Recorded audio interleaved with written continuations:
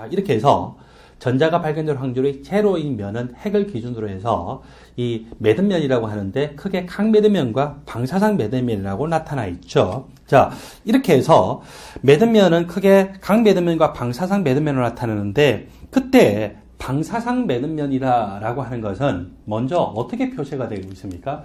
방사상 함수가 제로인 면이다. 여러분들 방사상 함수가 제로다라고 하는 것은 그냥 너무 크게 생각할 필요 없이 방사상 매듭면 그렇게 생각하시면 돼요. 그 다음에 각 함수가 제로인 면이 강매듭면인데 이렇게 매듭면은 방사상 매듭면과 강매듭면 두 종류가 나타날 수 있다라고 했죠.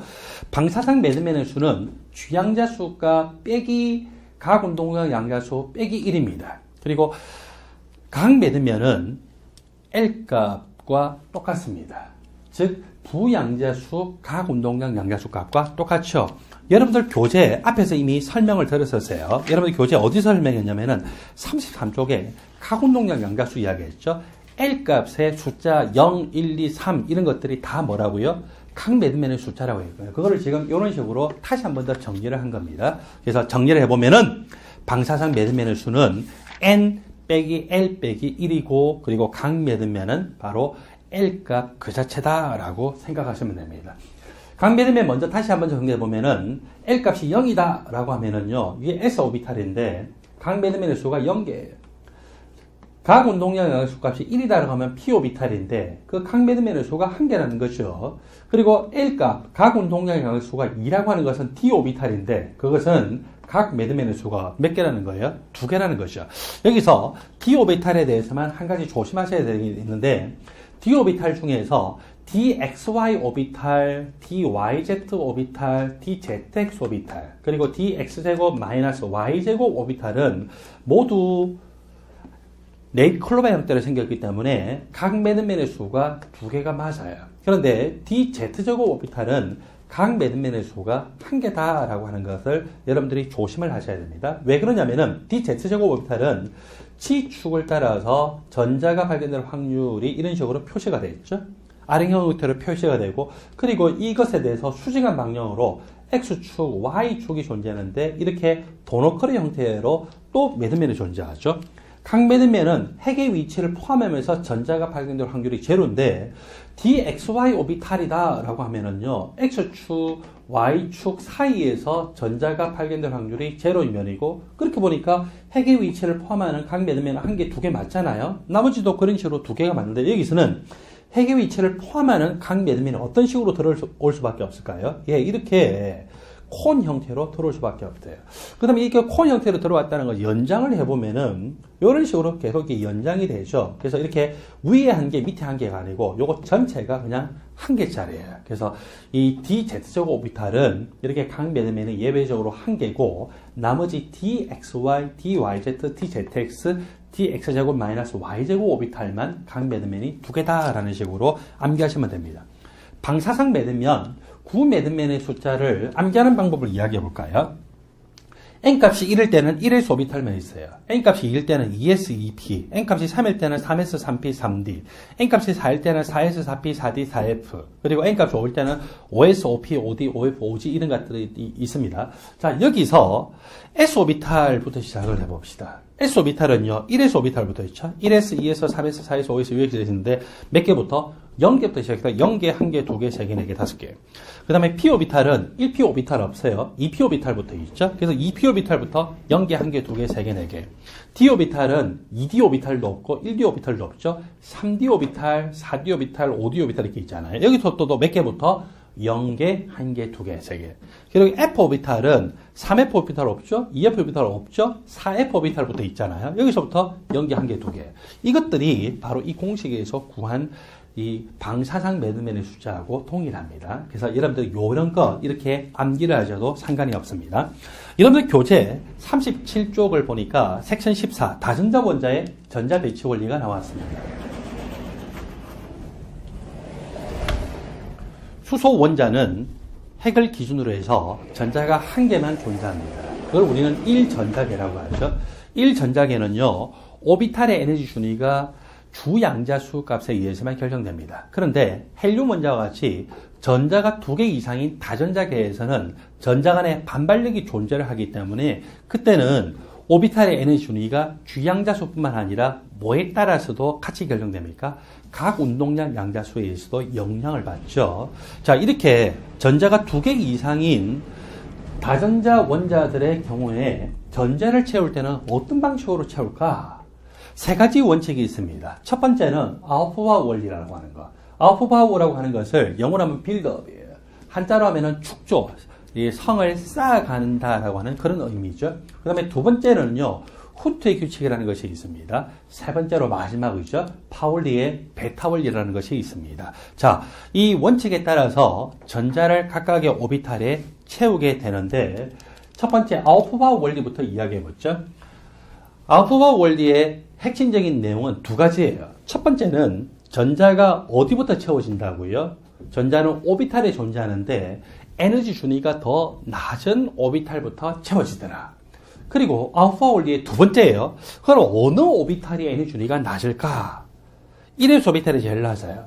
그 다음에 2s, 2p 중에서는 2s가 더 낮아요. 3s, 3p, 3d 중에서는 3s가 제일 낮고 그 다음에 3p, 3d인데 4s 오비탈이 3d보다도 더 낮네요. 이런 걸 어떻게 구분을 할까? 바로 이런 식으로 구분합니다. 여러분들 교재 이 37페이지 이 오른쪽을 보니까 이런 대각선 형태로 나타나 있죠. 그래서 이걸 우리가 대각선법이라고 하는데 수소 원자의 경우에는 1s, 그 다음에 2s, 2p가 에너지 준위 똑같아요. 3s, 3p, 3d가 똑같아요. 4s, 4p, 4d, 4f가 똑같아요. 근데 다전자 원자의 경우에는 2s, 2p가 에너지 준위 같아요, 달라요? 다르죠. 2s, 2p 어긋나요.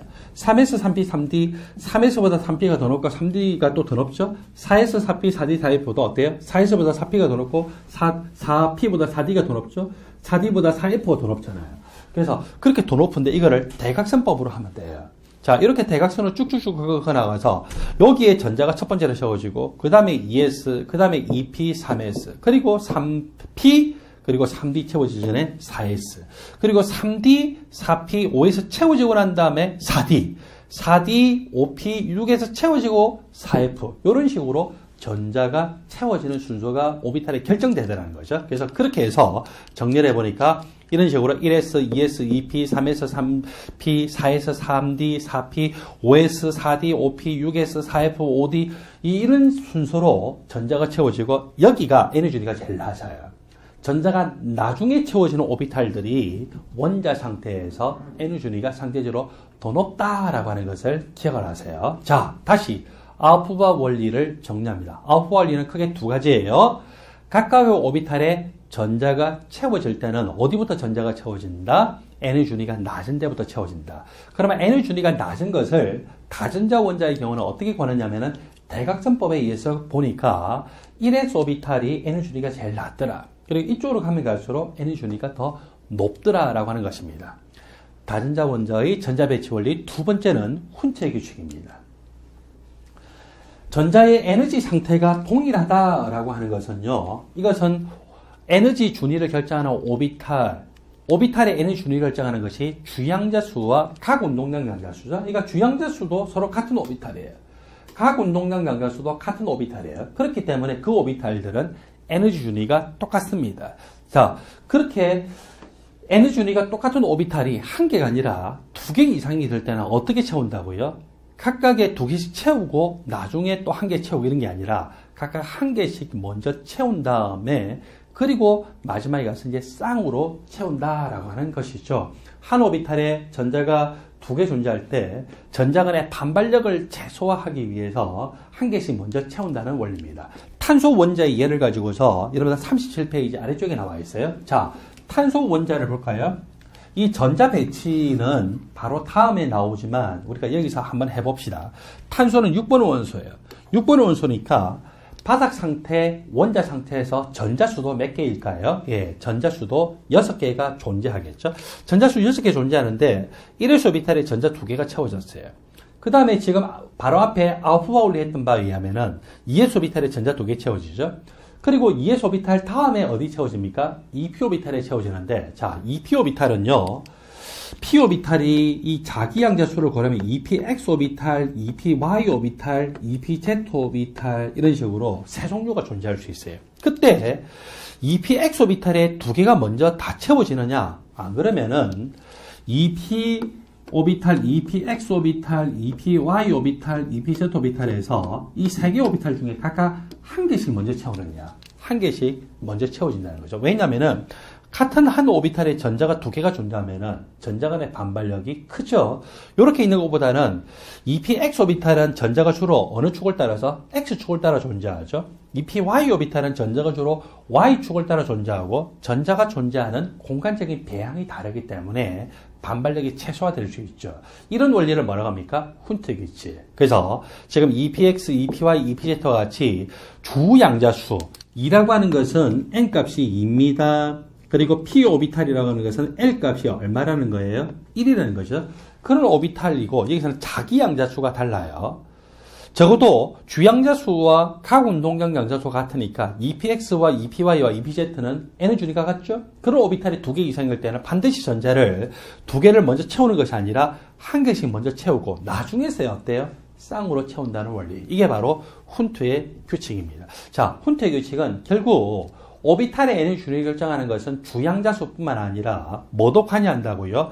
각 운동량 양자수도 관여하고 거기다가 전자가 공간적인 배양이 달라야 반발력이 더 작아지니까 공간적인 배양을 지금 강조하고 있죠. 공간적인 배양과 관련된 양자수는 뭡니까? 바로 자기 양자수죠. 그래서 자기 양자수의 필요성을 잘 설명하는 원리이기도 합니다.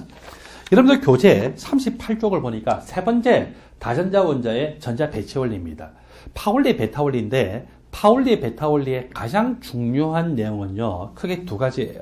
첫 번째, 한 오비탈에는 최대한 전자가 몇 개까지 채워지더라? 3개도 아니고 4개도 아니고 2개더라. 3개가 되면은 반발력이 너무 커서 전자들의 반발력 때문에 감당을 할 수가 없어요. 그래서 최대한 2개다. 그 다음에 두 번째 원리가 뭐냐면은 한 오비탈에 전자가 최대한 2개까지 채워지는데 그 전자들도 스핀 방향이 반대가 돼야 가능한 반발력이 더 작더라. 이 두 가지 내용이 파울리 베타 원리의 핵심 원리입니다. 자, 다시 한 번 더 파울리 베타 원리의 핵심 원리를 여러분들 38쪽 아래쪽을 보면 나와 있죠. 한 오비탈에는 최대한 전자가 몇 개까지만 채워진다고요? 2개까지만 채워지더라. 그리고 한 오비탈 내에 존재하는 전자들은 스핀 방향이 반대가 돼야 된다. 이 내용이 파울리 베타 원리입니다. 사전적으로는요, 파울리 베타 원리를 이야기할 때 한 원자 내에 있는 어떠한 전자들도 4개의 양자수가 모두 동일할 수 없다는 원리로 설명하고 있습니다.